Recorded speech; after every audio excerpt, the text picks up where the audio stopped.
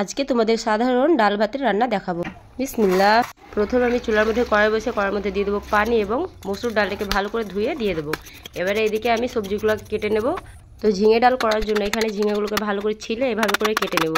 তো ঝিঙেগুলো কাটা হয়ে গেছে। এবারে আলু সেদ্ধর জন্য আমি আলুগুলোকে ভালো করে ছিলে নিয়ে এভাবে কেটে নিলাম এবং লাগবে আমার পেঁয়াজটাকেও ভালো করে কুচো করে কেটে নিলাম।